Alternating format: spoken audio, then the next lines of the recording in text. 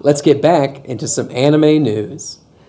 This week, I got all the animes that I've been watching just this past week or so that have come out that are all just interesting, or I checked out an episode of and dropped immediately. Just giving you a review on everything that I thought so far. Okay. First one we got is the big one we were all waiting for, is Solo Leveling. Yes. I checked out the first episode of it, and the second one think? dropped yesterday as we're recording this. Amazing. It was good? It's gonna be so good. They didn't skimp on the blood, which I thought they would. Be very childish with it. Everything's good in this so far. I can't wait for it. I think the only thing they've changed is some of the names maybe throughout it, is what I've heard, but it doesn't matter to me. The names were very Korean when you were reading them, so as an American viewer, it's not going to some more memorable names would be nice. Yeah. Because I was always just like, the Dagger dude, the main guy. Exactly. But absolutely keep watching Solo Leveling. It's not going to disappoint at all. Blue Exorcist, Shimane Illuminati Saga. This is the third season of Blue Exorcist. I don't know if you checked that one out yet. I have. I've seen the first season. Okay. I'm in and out of Blue Exorcist sometimes. It's not the greatest, but it's not bad either. It's a good filler anime. Exactly. This one's all about just like an underground Illuminati demon circle. Okay. Trying to bring back Satan, I think, and they're using his son, the Blue Exorcist, to do this. I haven't checked out too much of it, but I'll probably watch a little more to see if it's any good. Okay. Mashal, Magic and Muscles, Season 2. Mashal. You didn't watch Mashal. I watched the first season of it. It's ridiculous. It's a comedy action where it's like a world of Harry Potter wizards kind of thing, and if you're born without magic, they just kill you.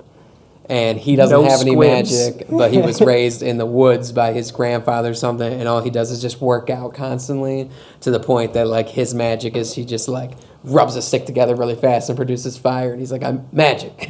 Magic muscles. Exactly. It's ridiculous. It's kind of like a Baki kind of thing with how ridiculous it is. Baki's fun. It seems all right, and the second season is all about, like, the most powerful ones, like the top 10, and him trying to break into it kind of thing. Okay. I'd give it a watch. It's not bad. If you're looking to get high and watch an anime, it's not a bad one to do. Right on. The Wrong Way to Use Healing Magic. So this one, I'm 99% sure I viewed the webtoon of it, the webcomic online, but I didn't remember, and then I watched the first episode, and I was like, this seems very familiar.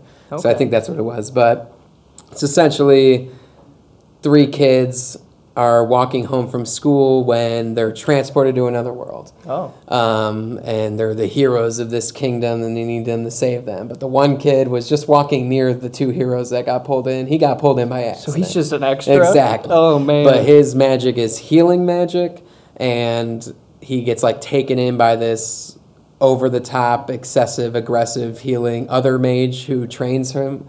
Okay. And he uses his healing as a way to just, like, train harder, where, like, if he feels fatigued, he just heals himself to feeling better and just keeps working out kind of. So he's a self-healer. Exactly. We all know that person. It seems like it could be an interesting one. I'm going to watch a few more episodes. If it teeters out, it teeters out. I don't know yet.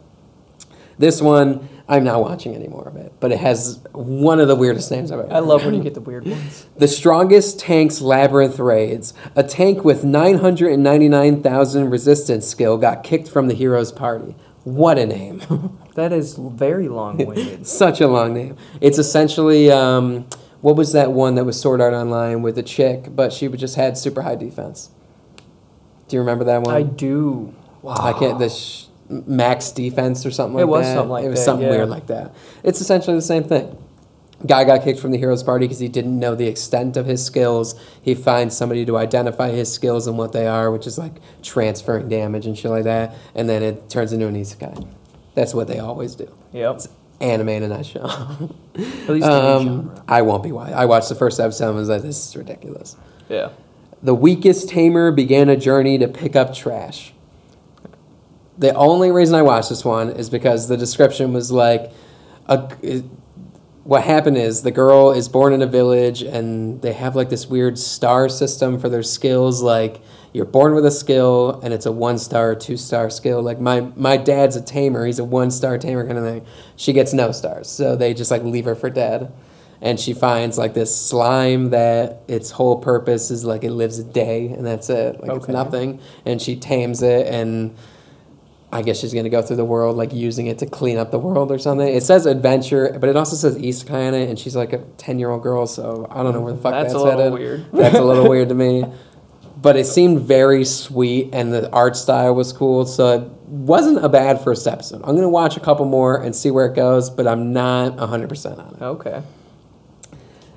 2 more, and then we're done with my reviews. The Unwanted Undead Adventurer. Seems pretty cool. I kind of like it so far. It is adventurer who wants to be super powerful but is just kind of average. Okay.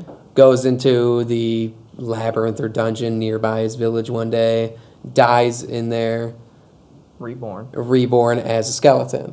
Okay. And then he's just like keeps going through defeating monsters in the labyrinth until he levels up enough and becomes a ghoul.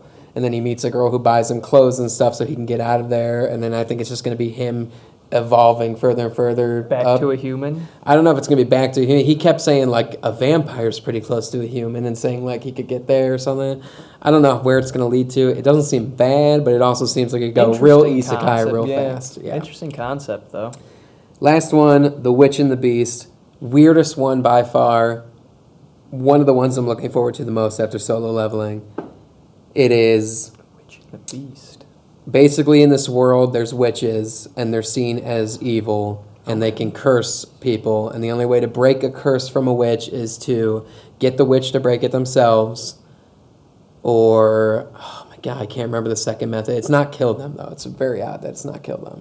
Okay. And then the apparently secret one, which they reveal at the end of the first episode, is to kiss a witch that gave you the curse, which seems like a very odd thing. I was like, well, that's weird. But it turned into like this, if you kiss any witch, your curse is broken for like a few minutes. So it's like this dude with a coffin on his back who's like a witch, but like not very strong. And then this girl who just like is not that strong at all. And she just like keeps rushing witches and getting destroyed. Okay. She ends up like kissing this witch at the end of the first episode and turns into like this behemoth monster that just absolutely wrecks her. And it's the whole thing is like she's the behemoth monster, but is cursed to be like a girl for some reason. And she's trying to hunt down the witch who cursed her, but doesn't know what she looks like. Interesting. It wasn't bad, surprisingly. That's an odd concept. It had a cool art style, and the fighting was kind of cool, and I might watch a couple more episodes before I realize it's bad. Yeah. No.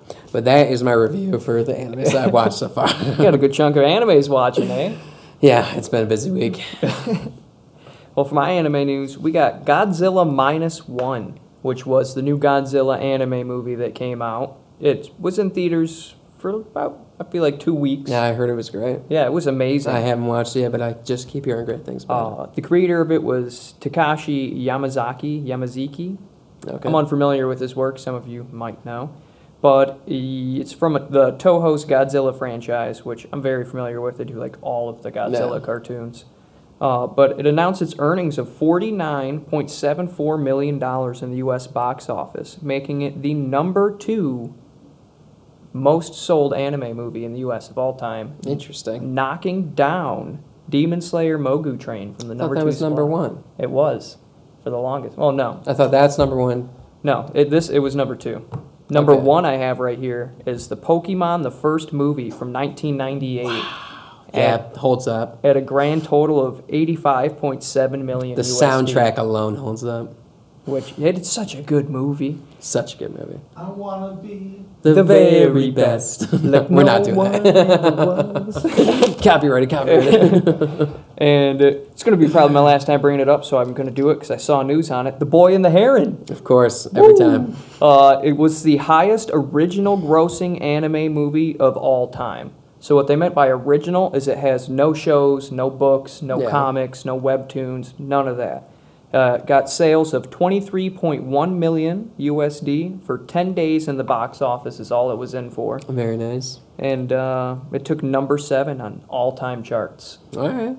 So that was pretty exciting. Still haven't watched it yet. I thought it was so good. Yeah, get to it eventually. You went and saw it in theaters. In theaters. And it was good? It was good. Robert Pattinson killed it. All right, we're going to have to watch it. Yep, and Mark Hamill's in it. Great. But yeah, that's all I got. Was just reviewing the 2 movies for my anime news.